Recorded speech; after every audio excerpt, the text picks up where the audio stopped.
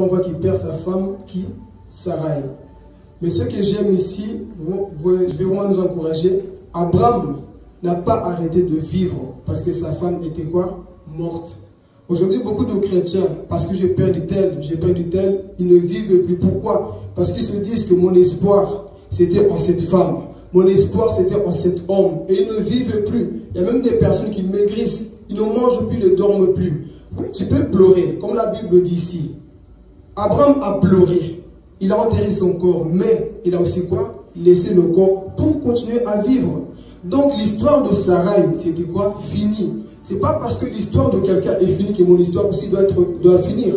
Donc on voit Abraham, c'est un homme, comme j'avais dit, il n'avait pas peur de perdre les choses. Pourquoi? Parce qu'il avait compris, moi le plus important c'est d'abord qui? Mon Dieu. Une personne qui a Dieu comme appui n'a peur de rien dans son monde. Une personne qui a Dieu comme appui n'a plus peur de perdre les choses. Pourquoi? Parce qu'il sait que je peux perdre tout, mais jamais mon Dieu. Pourquoi? Parce que je suis toujours appuyé sur Dieu. Mais malheureusement aujourd'hui, beaucoup de personnes, toujours fâchées, tristes. Pourquoi? Tu as perdu quelque chose et tu n'as plus de joie. Et nous voyons beaucoup de personnes aujourd'hui. Oui, j'ai plus de joie, j'ai perdu tel, bientôt c'est moi qui va mourir. Pourquoi? Parce que j'ai perdu ma femme Sarai. Mais on voit la maturité d'Abraham. Abraham a dit, hé, Sarah, toi tu es parti, mais moi j'ai encore ma promesse avec Dieu. Moi je vais continuer de vivre. Je vais prendre une autre femme. Est-ce qu'Abraham était toujours dans son coin en train de pleurer? Non. Combien de personnes aujourd'hui, à cause des circonstances, tu ne vis plus, tu maigris, tu n'as plus de santé. On voit que lorsqu'on te voit, ton visage est toujours comme quelqu'un qui n'a pas un Dieu. Et pourtant, tu as Dieu. Ta vie n'est pas finie parce que tu as perdu Sarai. Alors on voit Abraham, il s'en foutait, il a dit, Seigneur, moi je vais continuer de vivre. J'ai peut-être perdu ma femme, mais moi je n'étais pas perdu. Et c'est ça que Dieu veut nous enseigner, Église. Parce que malheureusement, beaucoup de personnes s'appuient plus sur l'homme que sur Dieu. Et ça, on le voit. Je donne un exemple. Lorsque les hommes sont blessés, ils ont tendance à critiquer, à juger. Tel m'a fait ça, tel a fait ceci. Lorsqu'un homme a toujours ce langage, c'est une personne qui n'est pas constamment appuyée sur Dieu. Parce que toi, ton langage, c'est toujours négatif. On m'a rejeté, on m'a blessé, on m'a fait ceci. Tu commences à parler tout le temps, ça prouve que tu n'as pas foi en Dieu, que tu ne t'appuies pas constamment en Dieu, mais tu t'appuies trop sur les hommes. Mais un homme mature qui s'appuie constamment sur Dieu, mes frères, un homme qui s'appuie constamment sur la parole de Dieu n'est pas comme tout le monde. Pourquoi? Tu peux le blesser, il ne te dira rien. Pourquoi? Il a un secret. Tu peux le faire mal, mais lui, il ne va pas te maudire. Pourquoi? Il sait qu'il a Dieu comme appui. Mais aujourd'hui, nous voyons beaucoup de chrétiens. Je me demande des fois, est-ce qu'on connaît vraiment ce Dieu que nous servons? Parce que dès qu'il y a une situation, on change. On n'est plus les mêmes. On pense que la vie chrétienne, ça va toujours aller comme nous, on veut. Écoute, je vais parler ce soir. La vie chrétienne, c'est pas comme toi tu veux, c'est comme Dieu veut. Donc, adapte-toi à ce que Dieu veut et non à ce que tes émotions veulent. Parce qu'aujourd'hui, on veut dicter Dieu. Seigneur, il faut que ça se passe comme ça. Seigneur, il faut que ma vie soit comme ça. Non, Dieu va te tester, tu vas te mettre à l'épreuve. Alors, apprends à te soumettre à Dieu. Alors, on pense que la vie chrétienne, c'est toujours, la vie est belle, je ne perdrai personne, ça va arriver. Mais, dans ces moments, comment est-ce que tu agis? Parce que beaucoup n'ont plus cette confiance en Dieu. Nous sommes arrivés dans un temps, là où lorsque tu vois des chrétiens, tu te poses des questions. Est-ce qu'il a un Dieu ou pas? Tu vois un païen, même visage que le chrétien. Pourquoi? Parce que le chrétien oublie ce qui fait sa force. Pourquoi? Parce qu'on s'appuie tellement sur les hommes et qu'on perd toujours notre équilibre. Viens pas encore au Nil, mon pote, tu peux venir s'il te plaît. Cette fois-ci avec Diego. Bientôt on va payer au Nil. Tu peux venir s'il te plaît. Tous les deux. Vous savez, la Bible dit dans Jérémie 17, 5, maudit soit l'homme qui fait quoi? Qui se confie dans l'homme. Donc, ce n'est pas un péché de se confier. Mais moi, j'aime la suite du verset. Il dit quoi? Qui prend la chair comme appui. Donc, c'est-à-dire que ce n'est pas mauvais de me confier en île. Franchement, pour le moment, c'est dur. On est, tu dis, ça va aller. Merci, mon frère. Il m'encourage. Mais ce n'est pas mon Dieu, je ne m'appuie pas. Mais beaucoup de personnes aujourd'hui, c'est comme ça. O'Neill, tu es mon Dieu. Je m'appuie que sur toi. Je me confie à toi. Blesse mon O'Neill. Bon. Et quand il me blesse, je tombe. Pourquoi? Parce que lui, c'est Dieu. Je ne suis pas attaché à Dieu. Donc, quand tu dis lâche-moi. Donc là, mon appui, c'est plus Dieu, mon appui, c'est lui. Retire-toi maintenant. Je tombe. Parce que je me suis plus confié à l'homme qu'à Dieu. Maintenant, tu me tiens. il me tient bien. Blesse-moi un peu. Retire-toi. Mon appui, c'est pas en île. Mon appui, c'est Dieu. Donc, il y a des situations qui viendront dans ta vie. Ton appui doit être Dieu. Pas les hommes. Mais nous sommes aujourd'hui dans une génération. Moi, dès qu'on me blesse, j'appelle ma copine. Tu sais, tu te confies tous tes secrets. Toute ta vie, tu les confies. Ma copine, si tu savais ce qu'on m'a fait. Mais appuie-toi sur Dieu. Une personne qui s'appuie sur Dieu est une personne qui fait peur dans le monde des ténèbres. Pourquoi? Parce que Dieu est ton appui. Dieu est celui à qui tu t'appuies le plus. Tu me blesses, ce n'est pas grave. Écoute, je vais m'en aller plus loin. Même si ta femme te blesse, ton appui c'est Dieu. Même si ton homme te blesse, ton appui c'est Dieu. Je vais aller plus loin. Même si l'église, moi ou papa Dieu te blesse, ton appui c'est Dieu. Mais qu'est-ce qu'on fait aujourd'hui? Dieu, attends un peu. Tu sais ce que le frère Philippe m'a fait, franchement. Mon appui c'est toi. C'est fort. Oui, tout ce qu'il m'a fait. Donc mon appui, ce n'est plus Dieu. Et sache que lorsque tu fais ça, tu pèches contre Dieu. Pourquoi? Parce que ton appui, ce n'est plus lui. Et lorsque la Bible dit, maudit soit l'homme qui se confie dans l'homme et qui prend la chair comme appui, tu pèches. Alors vois en toi-même combien de fois tu t'es appuyé sur les hommes. Chaque fois qu'on te blesse, chaque fois rien ne va. Frère Philippe m'a fait ça. Papa Dieu m'a fait ça. Ton appui, c'est l'homme. Un homme spirituel, avant de se confier à l'homme, il se confie à Dieu. Et Dieu saura si tu peux parler à telle personne ou pas. Pourquoi? Imagine-toi, moi je me confie en île. En île même pas. Tu commences à te confier. Philippe a fait ça. On y va dire, ah, celui-là je l'attendais au tournant. Donc vous mettez ensemble, vous me critiquez, vous me détruisez. Et tu pèches pour rien. Or que ton appui c'est d'abord Dieu. Dieu, c'est que j'aime. Tu peux te confier en Dieu. Toutes les situations, jamais Dieu va ouvrir la bouche pour critiquer avec toi. Il te donne plutôt la force pour que tu ne puisses pas critiquer et agir de la sorte. Amen. Alors mon appui serait être mon Dieu et pas en île. Pourquoi? Parce que l'homme peut me blesser. L'homme est imparfait. Donc je m'appuie sur Dieu toujours. Même si je parle en île, moi, mon fondement est ici, chez Dieu, pas en un homme. Mais aujourd'hui, beaucoup de personnes, je me confie beaucoup aux hommes et on oublie qui? L'Éternel. On peut dire, mais non, moi je prie, je n'oublie pas Dieu. Mais voilà tes situations. Quand tu agis, tu te confies plus à qui? Quand tu es blessé, quoi des choses qui ne vont pas, tu te confies plus à qui? À Dieu ou aux hommes? Et quand tu te confies plus aux hommes, c'est la preuve que tu es encore immature. Parce qu'un homme spirituel est comme Pierre ou Silas ou Paul. Ils sont dans la prison, ils chantent, ils prient à Dieu. Pas, Pierre, il ne vient pas me rendre visite. Ces hommes, franchement, oh, ils ne viennent pas me voir. Oh, moi, vraiment, non. Un homme spirituel fléchit d'abord les genoux devant son Dieu. Pour chercher la solution, c'est Dieu. Pas d'abord chez les hommes. Parce que l'homme n'a pas toutes les clés. Mais Dieu a toutes les clés. Amen. Merci les gars. Alors on continue. On voit que cet homme, Abraham, son appui, c'était Dieu. Il perd sa femme. Il dit, écoutez, Seigneur, ma femme est partie. Mais ce n'est pas grave. Moi, la vie avec toi, elle continue. Sa vie, elle a continué. Mais combien de nous aujourd'hui, tu as 25 ans, 18 ans, à cause parce que tu as perdu quelqu'un, tu vis déjà comme une personne qui a 65 ans. Visage toujours comme des citrons. Ah, si tu savais. Fais comme Abraham, oublie le problème. C'était son temps de partir, mais toi, ce n'est pas qu'on finit. Pourquoi tu t'enterres? Beaucoup de personnes aujourd'hui, ils vont carrément dans les cimetières. Oh, tu es parti. Écoutez, le cimetière, c'est un... Je vais parler. Le cimetière, c'est une porte ouverte dans le monde spirituel. La nuit, le cimetière de Robert Moore, vous pensez ça, le cimetière? Dans la nuit, ce n'est pas le même cimetière. Il y a des choses qui se passent. Alors toi, tout le temps, le matin, tu vas là-bas dans la tombe de la personne, mais tu ne sais pas qu'est-ce qu'ils ont fait dans cette tombe. Et tu vas, comme tout le monde. Voilà pourquoi on nous parle de ne pas suivre quoi le monde. C'est pas parce que le monde va pour jeter des fleurs que toi aussi chrétien, tu vas. Tu ne sais pas qu'est-ce que tu peux ramasser comme esprit. Le cimetière, c'est une porte ouverte dans le monde spirituel. La nuit, il y a des zombies, il y a des démons, des sorciers. Tous les sacrifices, c'est des portes ouvertes pour l'autre monde. Et toi, chrétien, parce que elle me manque, il est parti faire comme Abraham. J'aime la précision. La Bible dit qu'Abraham, il a enterré son mort. Il a laissé le corps. Il est continué. Il a commencé à vivre. Parce que j'ai perdu ma femme, je n'ai pas perdu Dieu. Dieu me donnera autre chose. Alors je continue. Amen. Abraham ne s'est pas découragé. Alors, ce soir, c'est qui ton appui? C'est quoi ton appui? C'est ça le désir. Là où Dieu te prépare à être d'abord cette personne spirituelle, forte dans la foi, qui s'appuie plus sur Dieu que sur les hommes. Aujourd'hui, beaucoup de personnes, chaque année, toujours la même chose. Mais à cause de cette situation, j'arrive pas à oublier. Ah, quand je pense cette date, non, moi je ne peux pas. quelqu'un m'avait blessé, on m'avait enlevé ceci, et tu arrêtes de vivre pour ce qui est déjà passé. Qui est ton appui? Appuie-toi plus sur Dieu et non sur les circonstances. Mais malheureusement, quand tu agis comme ça, tu dis Seigneur, pendant un temps, je te mets un peu de côté et moi, je vais être avec les hommes. Dieu, on ne le met jamais de côté.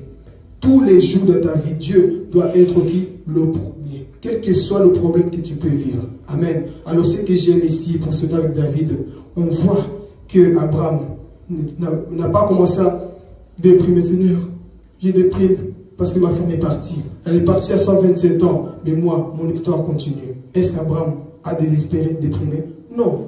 Chrétiens, soyons matures. C'est ça l'église que Dieu veut former. Une église qui s'appuie que sur Dieu. Pas une église à chaque fois, moi je m'appuie sur les hommes. Non, une église qui s'appuie constamment sur Dieu. Là, on peut dire, toi, tu es mature dans la foi. Amen. Alors ici, nous sautons. On voit, nous allons revenir après. On voit maintenant qui? David. David, il perd qui?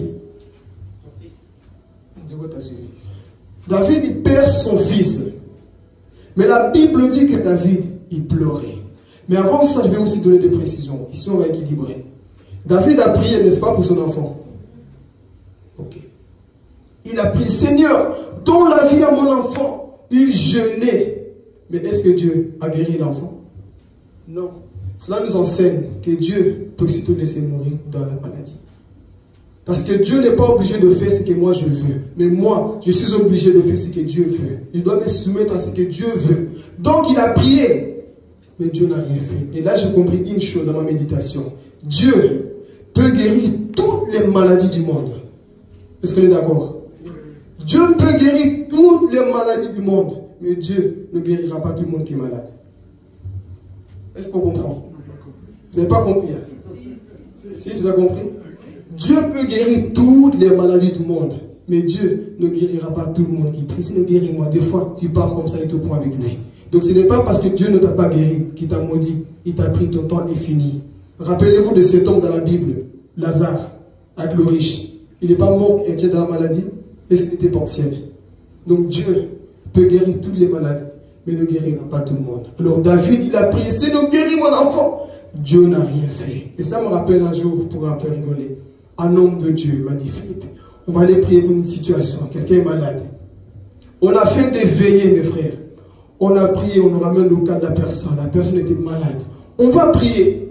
On a commencé à prier. Lui, dans sa foi, il a dit, Dieu va guérir. Ne déclare jamais des choses si Dieu ne t'a rien révélé. Amen. Dieu m'a révélé qu'il va... Quel Dieu? Je dis, ok, on verra si c'est Dieu. On est resté là-bas. Minuit. 1 heure, 2 heures, 3 heures.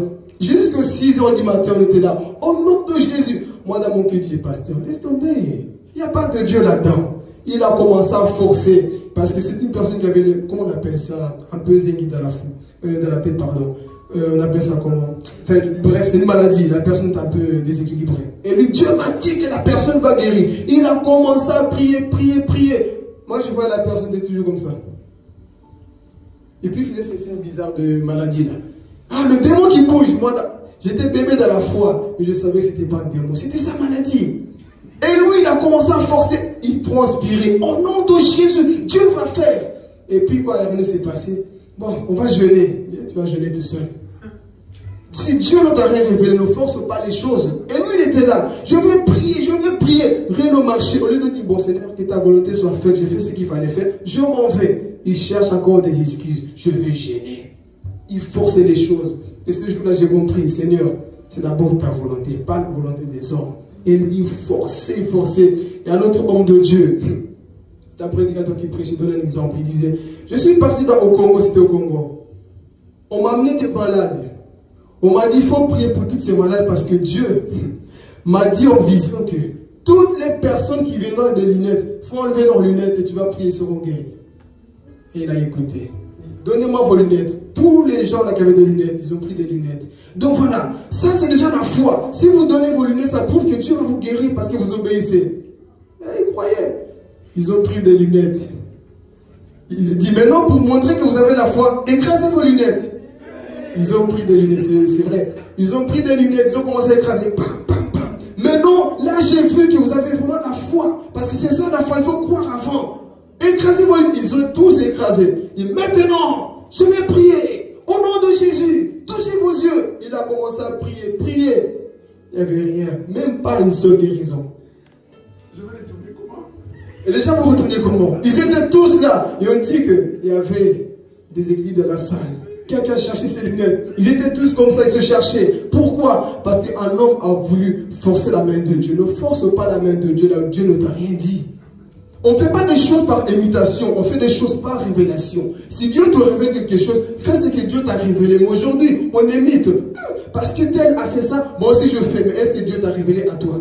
Oui, Pierre, il marchait à l'ombre, ça guérissait les gens. Toi, Dieu t'a révélé que ton ombre va guérir les gens.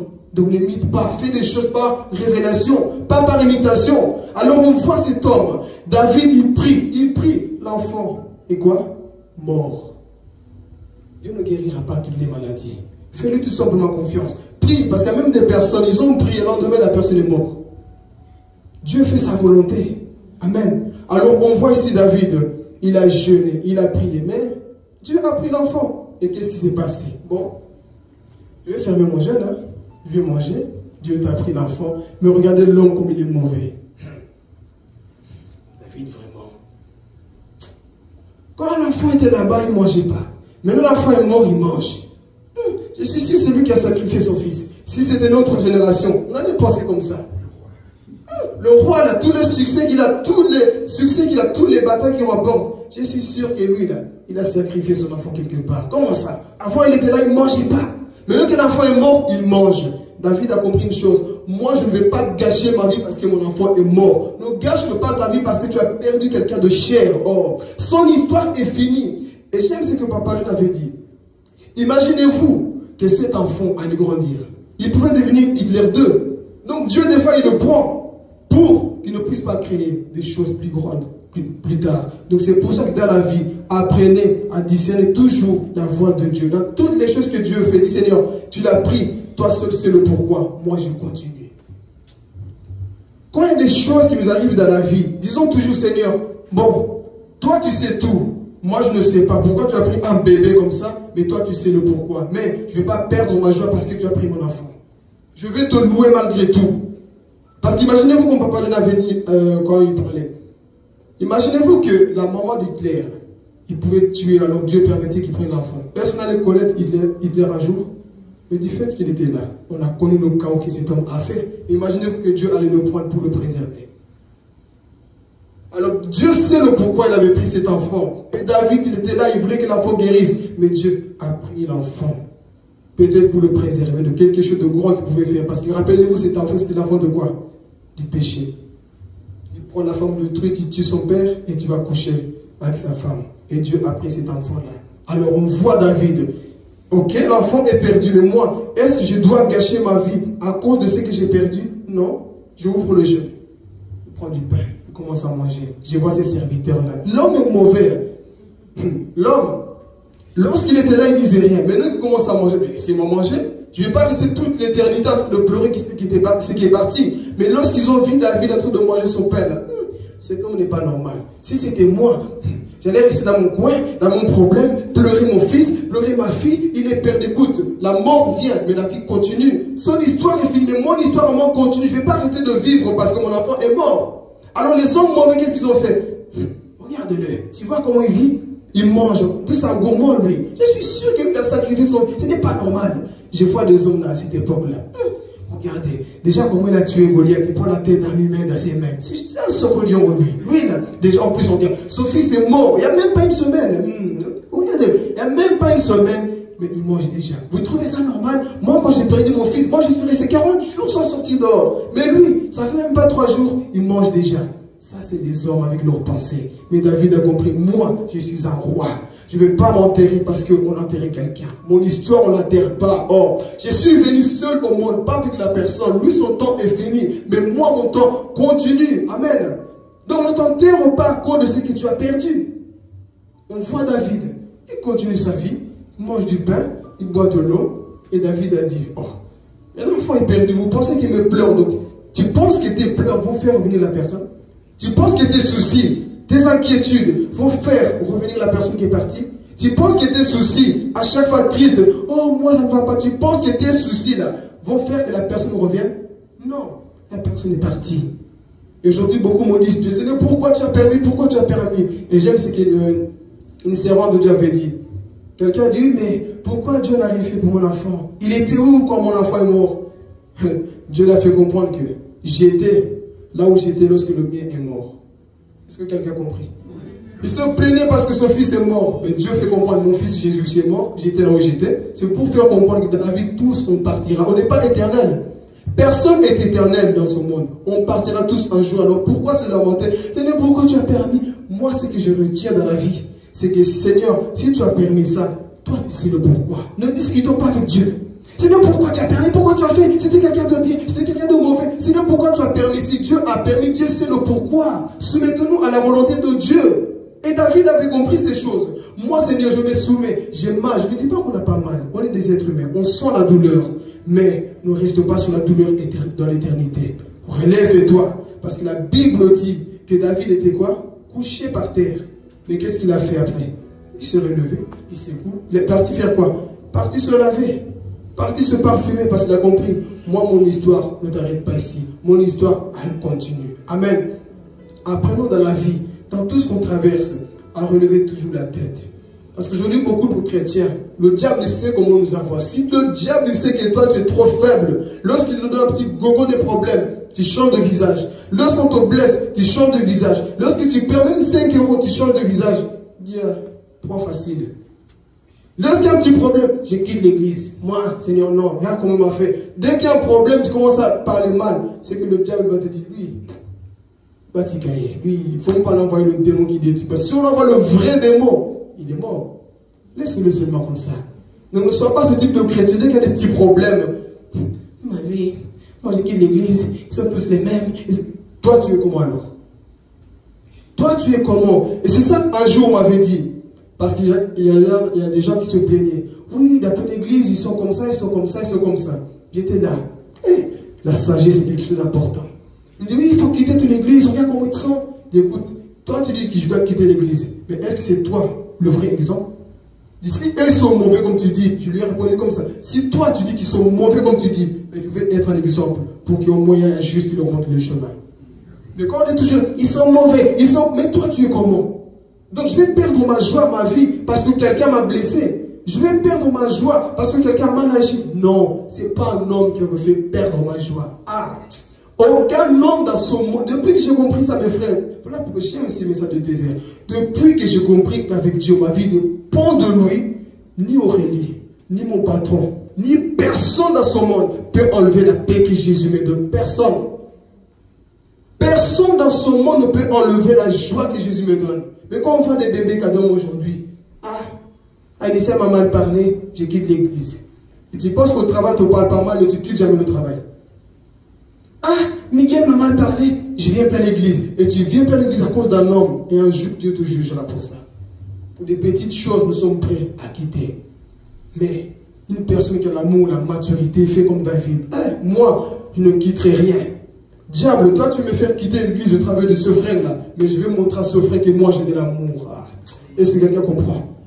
Toi, diable, tu fais tout. Tu me montres que le mauvais côté pour que moi j'aille dans le monde, pour que je quitte. Mais moi, je vais montrer que l'amour habite en moi. Pour que cette personne que le diable veut utiliser puisse voir que l'amour de Dieu est en moi. C'est ça, les enseignements du désert. Que tu apprennes à être mature. Mais aujourd'hui, beaucoup de personnes dépriment pour rien. Et on quitte des choses avec Dieu comme ça. Mais cet homme David, on termine ici. David avait gardé malgré tout quoi? Sa joie en l'éternel. Amen. Il n'a pas dit, moi je quitte tout, j'abandonne tout parce qu'il y a ceci et ceci. Il est resté fidèle. Et pour terminer ici, on reviendra de toute façon sur ça. Abraham ici est mort. On a lu ça, on se rappelle? Vous oubliez vite. Abraham est mort. Mais rappelez-vous, Jésus, ici je vais parler pour terminer. Abraham est mort. On va enterrer Abraham. Oh Jésus, si on a bien suivi, on comprend déjà. Il est mort cet homme-là. Rappelez-vous qu'Abraham avait fait quoi? Chasser qui? Ismaël. Mais dans sa mort, qui est revenu le voir? Est-ce que vous comprenez? Il avait rejeté son fils. Il est parti dans la haine. Mon père, tu me rejettes. Toi, franchement, comment un père peut rejeter son fils? Je suis parti dans le désert. Mais la Bible dit, lorsque Abraham est mort, ses 2 fils étaient là, Ismaël y compris. Qu'est-ce que cela nous enseigne? C'est un homme mature qui a oublié l'origine. Un père reste un père, un frère reste un frère. Quel que soit le problème, n'abandonne jamais les gens. Quel que soit le souci, ne maudit personne. Parce que les problèmes dans la vie, ça ne manquera jamais. Mais un homme mature, il met la fierté de côté et pense à l'amour de Dieu. Oh Jésus. Alors on voit, Ismaël, on ne sait pas ce qu'il habitait, mais il a quitté son pays de là où il était. Quand il a entendu que ton père Abraham est mort, il a dit, j'irai voir mon père. Il m'a mis au monde, ça reste un père. Mais si c'était notre génération, non, c'est qui m'a fait. J'allais mourir de faim là-bas, j'ai pleuré. Il fallait même qu'un ange vienne. Est-ce que lui, il est venu? Non. Ça père bizarre. Il ne prend pas soin de moi. Non. Mais est-ce qu'Ismaël a pensé comme ça? Mais combien de chrétiens aujourd'hui agissent mal parce qu'on t'a blessé? Ils agissent mal parce qu'on m'a laissé seul. Mais Ismaël a dit non. Moi, j'irai voir le papa Abraham. Il est parti parce que c'est un chrétien. On peut dire un type de chrétien qui avait quoi? De l'amour pour les siens. Il n'est pas resté là-bas. Imaginez-vous, on lui pose la question, mais toi, tu ne vas pas voir ton père? Tu ne vas pas enterrer ton père? Si tu savais ce qu'il m'a fait. Si tu savais. Aujourd'hui, il y a beaucoup de chrétiens. Je vais les nommer comme ça à partir d'aujourd'hui. Des chrétiens, si tu savais ce qu'on m'a fait. Toujours ce qu'on m'a fait. Jamais on dit moi aussi j'ai fait. Toujours ce qu'on m'a fait. On m'a blessé. Je suis rejeté. Personne m'aime. Personne ceci. Mais toi, tu as fait quoi? Alors on voit Ismaël, malgré tout, il a dit, moi, j'irai voir mon papa qui est décédé. Je ne suis pas un chrétien haineux. Je suis un chrétien qui est rempli quoi? D'amour. Il est parti voir. Alors imaginez-vous qu'on pose la question, tu ne peux même pas voir ton père qui est mort. Tu savais ce papa, il n'est même pas digne. Déjà, je ne l'appelle plus papa. Non, ce n'est pas un papa. Quand j'étais là-bas au pays, il m'a rejeté avec ma maman. On souffrait dans la rue. On n'avait rien à manger. Il était où? C'est quoi ça? C'est mon papa. Est-ce qu'Ismaël a pensé comme ça? Le désert l'avait brisé. Le désert l'avait changé. Ah, Seigneur. Le désert l'avait changé. Il voyait des choses autrement. Et si un homme spirituel, un homme mature, et c'est lui qui oublie ce qu'on l'a fait, et il voit qu'est-ce que je peux apporter pour amener la solution. Est-ce qu'on comprend? Un homme spirituel oublie sa douleur, mais voit la solution. Il oublie un peu que j'ai mal au pied. Il dit, j'ai mal au pied, mais je vais malgré tout avancer. J'avais vu un documentaire sur les lions. Ça m'a touché ici, Seigneur. Si on pouvait être comme ça. Une mère, elle courait parce qu'elle est partie à la chasse pour aller chercher du gibier, je ne sais pas quoi. Mais en courant, elle s'est déchirée partout, une blessure mortelle. Mais on voit comment cette lionne est en train de se battre pour ses enfants. Et à un moment donné, je pensais que la lionne était morte. Mais on voit que par la suite, la lionne venait toujours. Pourquoi la lionne a avancé? Parce qu'elle entendait le cri de ses enfants en train de souffrir de faim. Et quelle persévérance! Malgré toute la douleur, la blessure, on voit qu'elle perdait du sang. Elle allait toujours. Elle allait toujours. Elle arrivait, je vous assure, en train de marcher comme ça en pointant. Elle est arrivée là où il y avait ses enfants. Et avec le temps, la cicatrice a commencé quoi? À se fermer. Elle est devenue normale. Ça m'a enseigné. Malgré la blessure, tu dis pas bon. Je meurs ici, enterrez-moi. Mais tu dis, j'irai voir les miens. Malgré les blessures chrétiennes, va voir les tiens. Malgré la douleur, va voir les tiens. Ne sois pas tous ces personnes. Dès que tu as une blessure, on te voit plus, tu t'effaces. Non, malgré la blessure, j'y vais quand même. Maintenant, pour terminer ici, tu n'es peut-être pas arrivé dans cette étape que malgré les blessures, tu peux aimer, tu peux pardonner. Mais sache que ces enseignements, c'est pour te préparer à ces choses-là. Parce que comme je vous ai dit, même pas pour me glorifier. On peut me faire tout ce qu'on veut dans ce monde. Je vais sentir. Mais je ne veux pas changer mon visage à cause de ta méchanceté. Je ne vais pas changer parce que tu m'as blessé. Parce que Christ m'a appris à aimer même lorsque ça fait mal. Pourquoi? Parce que mon modèle, c'est Jésus. Lui, il a aimé lorsqu'il était sous la croix. Il a aimé. Voilà pourquoi on dit l'église, ce n'est pas des slogans, là on fait que parler. Non, on démontre ça dans les épreuves. Peut-être que tu seras blessé. Tu vas blesser. Mais quelle est ton attitude? Ismaël ou autre chose? Ismaël a entendu que son père est mort. Il est parti malgré toute la blessure qu'il avait dans son cœur. Il pouvait dire, bon, c'est vrai qu'on m'a abandonné, mais l'amour est plus fort quoi que la haine. Amen. Que Dieu vous bénisse à suivre. se mettre debout.